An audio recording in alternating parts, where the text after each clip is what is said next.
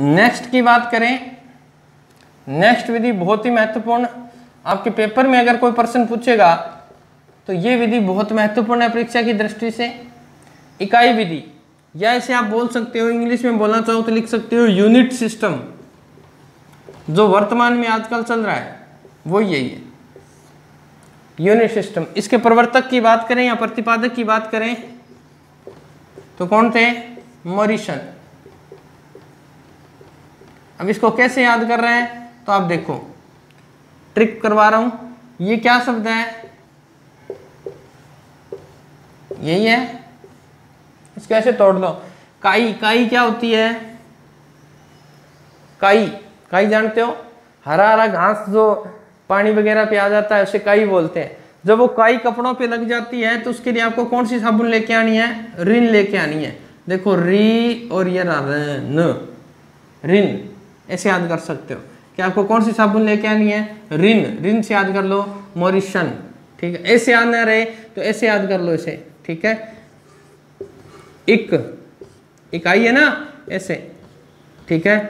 एक मारनी है आपको किसके? सन के। अगर वो नहीं पड़ता है इस विधि से तो आप क्या करो? एक मार दो किसके? सन के। मार से यानी है क्या रह जाएगा? मॉरिसन। इसको ऐसे बना दो मॉरिसन, और इक से याद रह जाएगा इकाई। एक मार दो सन के। तो कई बार प्रवर्तक पूछ लेता है, वहां याद नहीं होता, ठीक है, कंफ्यूज कर देता है, ठीक है। मॉरिसन, इसके प्रवर्तक कौन है? मॉरिसन।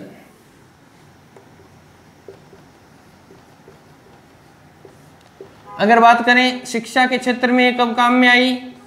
शिक्षा के क्षेत्र में 1920 से प्रयोग होने लगी ये विधि, ठीक है। 1920 से शिक्षा के क्षेत्र में काम में आई। तो इतना देखो, इकाई विधि, यूनिट सिस्टम, प्रवर्तक मॉरिसन, शिक्षा के क्षेत्र में 1920 से। होता क्या है देखो, इसमें जो भी पाठ्यक्रम है आपका, संपूर्ण पाठ्यक्रम, संपूर्ण पाठ्यक्रम को छोटे छोटे टुकड़ों में बांट दिया जाता है। छोटे छोटे टुकड़ों, यानी टुकड़ों को क्या बोलते हैं? इकाई। छोटे छोटे इकाइयों में बांट दिया जाता है, बांट दिया जाता है, ठीक है। अब ये नहीं है, आपने पहले देखा होगा, पहले हमारे जो लेसन वगैरह आते थे वो कैसे आते थे? वो आते थे ऐसे, पूरा लेसन था, बीच में कोई स्टॉप नहीं था। परंतु आजकल जो भी किताबें आ रही हैं तो वो आपको मैंने एक दिन पहले बताया था, आजकल ऐसे आ रही है 1.1 परिचय, 1.2, ठीक है, इस तरह 1.3, यानी पाठ को क्या कर दिया गया है? विभाजित कर दिया गया है। वो किस मेथड पे है? इकाई मेथड पे है, यानी संपूर्ण पाठ्यक्रम को इकाइयों में बांट दिया है। आपने देखा होगा आपका जो रीट का सिलेबस है वो कैसे बंटा हुआ है। साइको कितनी यूनिट में है? 5 यूनिट में, अर्थात इकाई कितनी है? 5 है, और 5 यूनिटों में अलग अलग है, ठीक है ना। तो पढ़ना कितना है? इकाई नहीं पढ़नी है, पूरा पाठ्यक्रम पढ़ाना है बच्चे को, याद भी करवाना है, परंतु उसे टुकड़ों में याद करवाना है, ताकि पढ़ने में क्या आ जाए? सरलता आ जाए। बालक उसे बड़ी इच्छा शक्ति से पढ़े कि ये तो इतना क्या मैं याद कर दूंगा, ये इतना क्या मैं याद करूँ। ऐसे ऐसे करते करते बूंद बूंद से क्या हो जाएगा? घड़ा भर जाएगा। वही सिस्टम है ये। संपूर्ण पाठ्यक्रम को छोटे छोटे टुकड़ों में बांट दिया जाए और पूर्ण पाठ्यक्रम याद करवा दिया जाए। संपूर्ण या पूर्ण पाठ्यक्रम बालक को याद करवा दिया जाए, पूर्ण पाठ्यक्रम याद करवाया जाए बालक को। पूरा पाठ्यक्रम, ऐसे नहीं है एक इकाई, पूरा पाठ्यक्रम याद करवाया जाता है। अगर ये इस मेथड पे चल रही है, अगर इस तरह चल रहा है तो एक इसमें साइको का एक सूत्र काम करता है, कौन सा? समग्रवाद, समग्रतावाद, जिसे जर्मन भाषा में क्या बोलते हैं? गेस्टाल्टवाद। ये कौन से सूत्र पे है? गेस्टाल्टवाद पे। इसमें क्या होता है? इसमें बालक को पहले पूर्ण सामग्री दिखाई जाती है, बालक को पहले पूर्ण, और ये कौन से सूत्र पे चलेगा? पूर्ण से अंश की ओर। आपको देखो, आपकी जो बुक होती है आपको पता है इतनी बड़ी है, आप देखोगे उसको, और इतने पाठ है, 400 पन्ने हैं, 12 पाठ है। अर्थात पूर्ण देखा, फिर उसे टुकड़ों में बांट दिया, फिर पहला पार्ट, पहले पार्ट में फिर इकाइयां, अर्थात वो क्या है, पूर्ण से अंश की ओर। ये इस सूत्र पे चलता है, इसी सूत्र पे इकाई विधि चलती है। ठीक है, इकाई विधि का अर्थ है कि पूरे पाठ्यक्रम को छोटे छोटे टुकड़ों में बांट के बालक को सिखाया जाए। ठीक है, अब आपने देखा होगा कि पाठ के पीछे जो प्रश्न दिए होते हैं, देखे हैं आपने, वो प्रश्न भी इकाई विधि पे ही होते हैं, निर्धारित होते हैं। कैसे होते हैं देख लो। कोई भी प्रश्न पत्र बने, आप अपने पेपर की बात कर लें, प्रश्न पत्र का जो गठन होता है बालक का, विद्यालयों के अंदर जो पाठ्य पुस्तक होते हैं उनका गठन भी इकाई विधि पे होता है। जैसे सबसे पहले आपको कौन सा देगा, वस्तुनिष्ठ प्रश्न दिए जाते हैं। दिए जाते हैं क्या, होते हैं वस्तुनिष्ठ प्रश्न, अभ्यास वाले। फिर स्मृति पे आधारित प्रश्न देगा, खालिस्तान, थोड़े थोड़े याद करवा रहा है। देखो पहले आपको ये याद करवाए, आदत डाल दी, फिर खालिस्तान याद करवाए, फिर अति लघुरात्मक प्रश्न होता है ना, एक लाइन वाले, आपको याद करवा दिया पाठ टुकड़ों में। नंबर 4, फिर लघुरात्मक प्रश्न। ठीक है, और 5 नंबर पे इन सभी को इंक्लूड करता हुआ किस में ले गया, निम्नात्मक प्रश्न में, जिसमें ये सभी प्रश्न आपको मिलेंगे। तो ये कौन से मेथड पे है, ये इकाई विधि तो ये है, और क्या है, ये जो प्रश्न याद करवाए जा रहे हैं वो किस विधि पे याद करवाए जा रहे हैं, इकाई विधि पे तो करवाए जा रहे हैं। समझ गए ना आप, कि बालक को ठान आ लगे, ओढ़ा ओढ़ा है टाबर ने इतो ज्ञान दे दो, कभी घड़ियो पूरा ब्रिज मतबल आई है, सीधी सी बात आई है। ठीक है, मतबल वस्तुनिष्ठ प्रश्न पहले, फिर खालिस्तान, अति लघुरात्मक, ये भी प्रश्नों का एक पत्र होता है जिसमें प्रश्न पत्र का ये प्रारूप दिया जाता है। ठीक है, अब यूनिट सिस्टम इकाई विधि की कुछ परिभाषाएं हैं, महत्वपूर्ण परिभाषाएं हैं, क्योंकि मैं आपको सारी परिभाषाएं तो मैंने आपको पहले कहा था कि करवा नहीं सकता, फिर भी कुछ महत्वपूर्ण है। जैसे अपन बात करें एनसीईआरटी की, कि एनसीईआरटी क्या कहता है इकाई विधि के बारे में। ये कहता है इकाई एक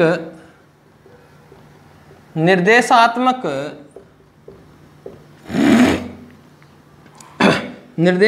युक्ति है जो कि संवेद रूप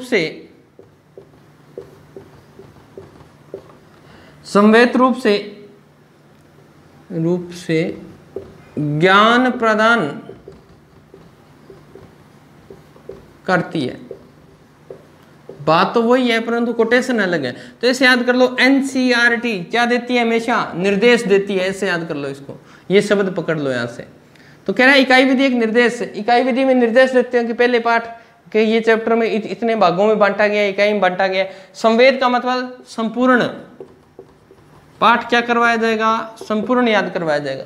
तो ये एनसीईआरटी के कोटेशन है इकाई विधि के बारे में। फिर अगर बात करें डॉक्टर माथुर, ये क्या कहते हैं, तो ये कहते हैं इकाई का अर्थ वास्तव में अनुभव व ज्ञान को एक सूत्र में पिरोना है, एक सूत्र में पिरोना है। कि देखो कि इकाई जो विधि होती है इसमें छोटे छोटे टुकड़े हैं, तो कहते हैं वास्तव में क्या करना है, अनुभव। जो व्यक्ति को छोटे छोटे अनुभव होंगे वो उसे याद रह जाएंगे और उससे उसे क्या प्राप्त होगा, ज्ञान, और वो दोनों क्या हो जाएंगे, एक सूत्र में आ जाएंगे। तो इसे ऐसे याद कर सकते हो कि जो माथुर है ना, मथुरा में क्या पिरोया जाता है, फूलों की माला पिरोई जाती है, मथुरा, ऐसे याद कर सकते हो। भगवान कृष्ण की भूमि ब्रज मथुरा, ऐसे याद कर लो। सूत्र में पिरोना है, पिरोने का मतलब फूल पिरोए जाते हैं, तो सूत्र में पिरोना है। ठीक है, अब अगर बात करें मोरिसन की, खुद मोरिसन इस विधि के बारे में क्या कहते हैं, उन्होंने भी कोटेशन, 2 कोटेशन दी है। पहली तो देखो, ये कह रहे हैं विद्यार्थियों के व्यवहार में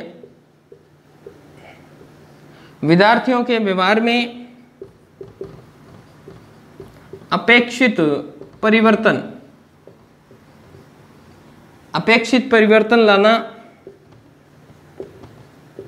लाना है। किससे लेके आएंगे? इकाई विधि से। कहते हैं विद्यार्थियों के व्यवहार में आपने विद्यार्थी ये सोचना है कि विद्यार्थियों को मुझे संपूर्ण पाठ्यक्रम याद करवाना है, तो कैसे करवा सकते हो? वो आप उसे छोटे छोटे टुकड़ों में करवाकर याद करवा सकते हो। उससे के व्यवहार में जैसा आप चाहते हो वैसा परिवर्तन होगा। पहली कोटेशन ये है मॉरिसन की, ठीक है। नंबर 2 की बात करें, नंबर 2 की कोटेशन है कि इकाई वातावरण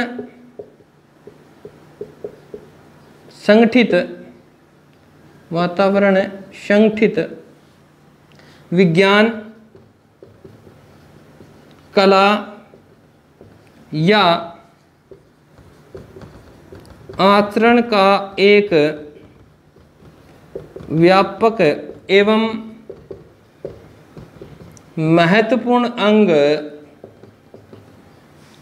होता है, जिसे सीखने के फलस्वरूप व्यक्ति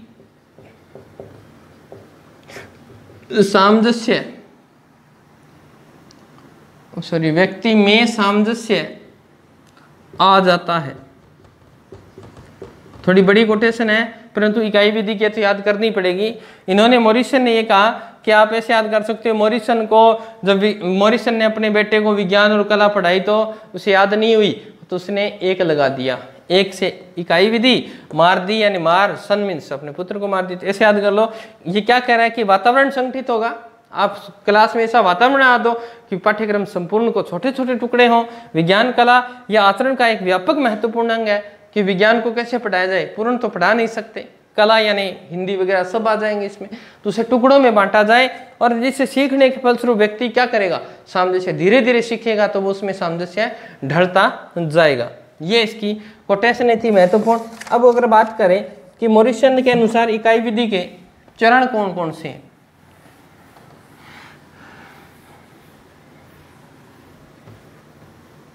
इकाई विधि के मॉरिसन के अनुसार चरण देख रहे हैं के अनुसार चरण के 2, पद के 2, सोपान के 2, एक ही बात होती है। 5 चरण है,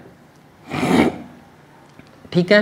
सबसे पहले मॉरिसन के अनुसार देखें तो इसने ना पहला दिया है अनुसंधान। आप इसे पूर्व भी बोल सकते हो, पूर्व ज्ञान बोल सकते हो, ठीक है ना। अनुसंधान का अर्थ है या पूर्व ज्ञान का अर्थ है, इसे आप एक नाम और दे सकते हो, कई किताबें अलग अलग दे रही, जांच। तो इसमें क्या करता है, बालक पहले कितना जानता है। अनुसंधान का अर्थ है खोज करना। आप ये देखें बालक में कि बालक उस पाठ्य वस्तु को जो आप पढ़ा रहे हैं उसके बारे में कितना जानता है, उसे प्रश्न करें तो आपके सामने ये बात क्लियर होगी। इकाई विधि पढ़ाने के 5 चरण है। सबसे पहले बालक को क्या किया जाए, पीछे जो उसे कितना क्या है उस टॉपिक से संबंधित ये बात पूछी जाए, अनुसंधान। 2 नंबर की बात करें, 2 नंबर की बात करें, 2 नंबर में आपको क्या करना है, प्रस्तुतिकरण करना है। प्रस्तुतिकरण आपको मैंने डिटेल से करवा दिया पीछे की वीडियो में, फिर भी यहां बता देता हूं कौन करेगा प्रस्तुतिकरण। ध्यान रखना हमेशा ही कौन करेगा, शिक्षक करेगा। प्रस्तुतिकरण में क्या करना होता है, जो विषय वस्तु होती है उसको बालकों के सामने क्या कर दिया जाए, प्रस्तुत कर दिया कि ये वस्तु आज हम पढ़ेंगे और इसमें ये चीजें पढ़ेंगे। नंबर 3 और पढ़ाया जाए। नंबर 3 में आता है आत्मीकरण। अब कई इसको आत्मीकरण बोल देते हैं, कई इसे क्रियान्वयन बोल देते हैं, क्रियान्वयन, ठीक है। अब क्या होता है इसमें, आत्मीकरण का अर्थ है बालक उस वस्तु को कितना ग्रहण कर रहे हैं, आत्मा में कितना ले रहे हैं। तो इसमें क्या होगा, इसमें शिक्षक बच्चों से प्रश्न पूछेगा और बच्चे उस प्रश्न का उत्तर देंगे। बच्चों को नहीं आ रहा है तो बच्चे अध्यापक से प्रश्न पूछेंगे और वो उसको ग्रहण करेंगे। तभी तो क्या कह रहा है, क्रियान्वयन, यानी उस जो पढ़ाया गया उसे याद करवाया जाए, आत्मीकरण करवाया जाए। नंबर 4 की बात करें, नंबर 4 में आता है आपका सुव्यवस्थीकरण। सुव्यवस्थीकरण, ठीक है। कई किताबें इसको संगठन भी बोल देती हैं, एक ही बात है, क्या किया जाता है इसके अंदर वो देख लेते हैं।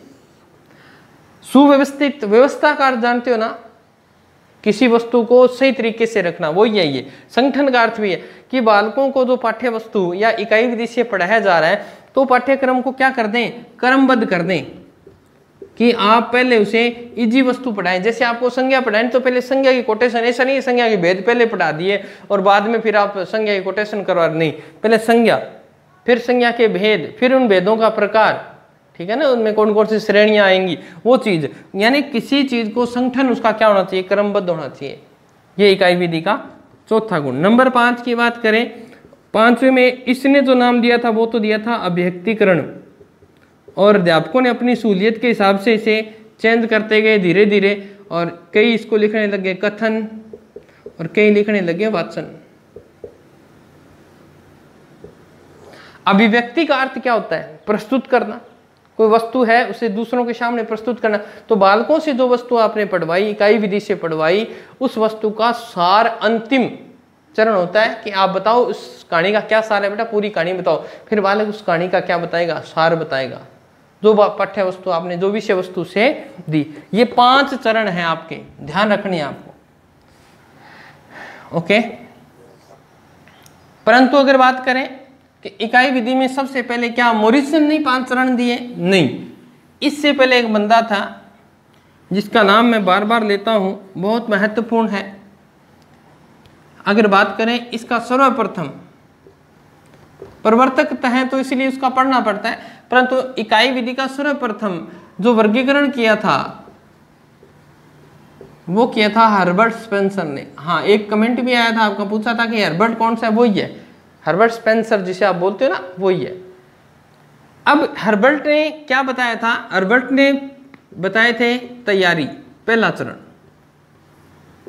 2 नंबर प्रस्तावना, प्रस्तावना, ठीक है, प्रस्तावना कह दो या प्रस्तुतिकरण कह दो। 3 नंबर की बात करें, 3 नंबर में उसने कहा था कि तुलना। 4 नंबर की बात करें तो सामान्यीकरण, तुलना कर ली, फिर उस वस्तु के सभी गुण दोष आपको याद होने चाहिए। और 5 नंबर में बताया था उसने प्रयोग, ठीक है। अब इसे कई विद्वान क्या करते हैं, इस तैयारी को क्या कर देते हैं, प्रस्तावना नाम दे देते हैं इसे, ठीक है। परंतु अगर ओरिजिनल बुक में देखें तो वहां तैयारी शब्द ही लिखा है, फिर इसका सूत्र बना देते हैं प्र तुषा, ऐसे प्र, ये सूत्र बना दिया कि पहले प्रस्तावना, प्रस्तुतिकरण, तुलना, सामान्यीकरण और प्रयोग, ये सूत्र बना। परंतु अगर बुक देखें तो उसमें तैयारी शब्द दिया है प्रस्तावना की जगह, तो ये ध्यान रखना है। आप ऐसे भी याद कर सकते हो उसे, प्रस्तुतिकरण 2 नंबर पे होता है, ऐसे प्र तुषा प्र, ऐसे याद कर सकते हो उसे, ठीक है। तो ये इकाई विधि का सर्वप्रथम सूत्रपात इन्होंने किया था, ठीक है। अब इस विधि के गुण और दोष पढ़ लेते हैं। इसमें से ध्यान रखना, पेपर में आपको क्रम पूछेगा कि इकाई विधि का हर्बर्ट के अनुसार कौन सा क्रम है, तो आपको प्र तुषा प्र याद रखना है। इसके गुण क्या हैं इकाई विधि के, तो सबसे पहला गुण तो यही है कि छात्रों को क्या कर दिया जाए, छात्रों को पाठ्यक्रम छोटे छोटे खंडों या इकाइयों में बांट के दिया जाए, खंडों में दिया जाए, ठीक है। अगर ऐसा करेंगे तो बालक में क्या आएगी, बालक में नेतृत्व, सहनशीलता,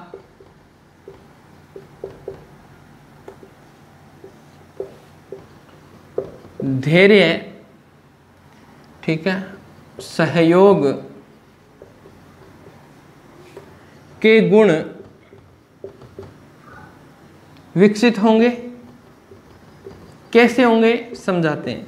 नेतृत्व का अर्थ क्या है, नेतृत्व कौन करेगा, जिसकी कोई वस्तु आ रही है, इकाई विधि का यानी छोटे टुकड़ों में बांटा तो उसमें जोश आएगा कि ये कार्य मैं कर सकता हूं, मैंने कल भी किया था, आज भी कर सकता हूं, गुरुजी ये काम मैं करूंगा, नेतृत्व के गुण आएंगे। सहनशीलता, धीरे धीरे उसे सहन आदत हो जाएगी, एक एक प्रयास न किया जाए, कोई भी प्रयास है, कोई समस्या उसे टुकड़ों में किया जाए, धैर्य आएगा, उसमें सहयोग करने की भावना आएगी, ये गुण उसमें क्या हो जाएंगे, विकसित हो जाएंगे। नंबर 3 की बात करें, नंबर 3 में आता है आपका स्वाध्याय, यानी बालक को खुद करने की आदत पड़ जाएगी। स्वाध्याय आदत का निर्माण, बालक खुद करके सीखने पे ज्यादा इच्छुक हो जाएगा कि ये इकाई है, छोटी सी है, इसको टुकड़ों में बांट लेता हूँ, आधा आज याद कर लूंगा, आधा कल याद कर लूंगा, तो उसमें स्वाध्याय की प्रवृत्ति विकसित होती है, ठीक है। इसमें बालक क्या रहते हैं, मैंने आपको बताया था बालक रहते हैं क्रियाशील, छात्र क्रियाशील रहते हैं। 5 नंबर की बात करें तो ये विधि कहाँ उपयोगी है, तो ये विधि ध्यान रखना ये माध्यमिक स्तर के बालकों के लिए उपयोगी है, छोटे बालकों के लिए नहीं है, माध्यमिक स्तर पर उपयोगी है ये विधि। नंबर 6 की बात करें तो नंबर 6 में इसमें क्या होता है कि जो छात्र को विषय वस्तु छात्र की क्षमता के अनुसार दी जाए, छात्र की क्षमता के अनुसार या रुचि के अनुसार दी जाती है। ये इसका सबसे बड़ा, यानी छात्रों को जितनी रुचि होगी उतना ही पाठ्यक्रम दिया जाएगा। जितना छात्र की रुचि गुरुजी मैं तो 5 ही प्रश्न याद कर सकता हूँ, उससे 5 ही दिए जाए, तो उसके ऊपर अकॉर्डिंग है ये कि 5 मैं आज याद करूंगा, 5 कल याद करूंगा, अर्थात टुकड़े तो हो रहे हैं ना, तो यानी इकाई विधि। नंबर 7 की बात करें, इस विधि में क्या हो जाता है, इसमें विधि में बालक योजना बनाना सीख जाता है, एक तो योजना बनाने का गुण आ जाता है उसमें, ठीक है। नंबर 8 की बात करें तो इसमें जो पहले पढ़ी थी वो सामग्री क्या होती है, उपयोग में आती है। पूरक सामग्री के प्रयोग की भावना, अगर ये हमारे में आज डेवलप होती और हमें स्कूल में जब पढ़ाते तब ये पता होता कि ये कंपटीशन लाइन में आएगा, तो हमारे अंदर क्या होता है, आज हम नौकरी लगे होते हैं। अर्थात पूरक सामग्री का हमारे अंदर क्या अभाव है, परंतु इकाई विधि में बालक में भावना आती है कि ये चीज मैं याद करूंगा तो आगे वाली मुझे क्या हो जाएगी, क्लियर हो जाएगी, ठीक है। ये इस विधि के क्या हैं, गुण हैं। अब इस विधि के दोष, क्या दोष हैं,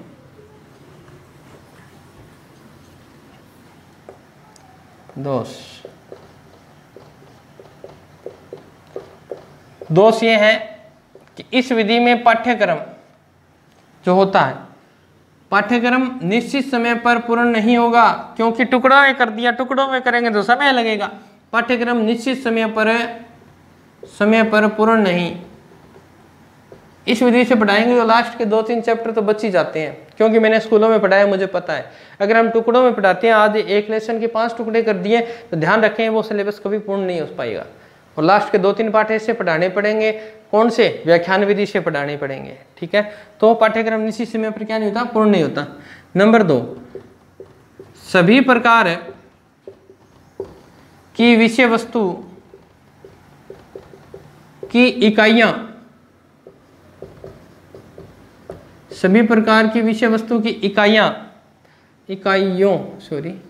इकाइयों में विभक्त नहीं किया जा सकता, सभी प्रकार की होती है। जैसे मैं कह दूं मुझे कहानी पढ़ानी है, ठीक है, और कहानी को मैं कह दूं आधी आज पढ़ाऊंगा और आधी कल नहीं, उस कहानी का कविता,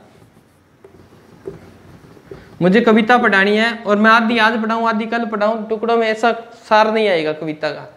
तो यानी ये कोई जरूरी नहीं है कि सारी चीजों की इकाइयों में बांटा जाए, ठीक है।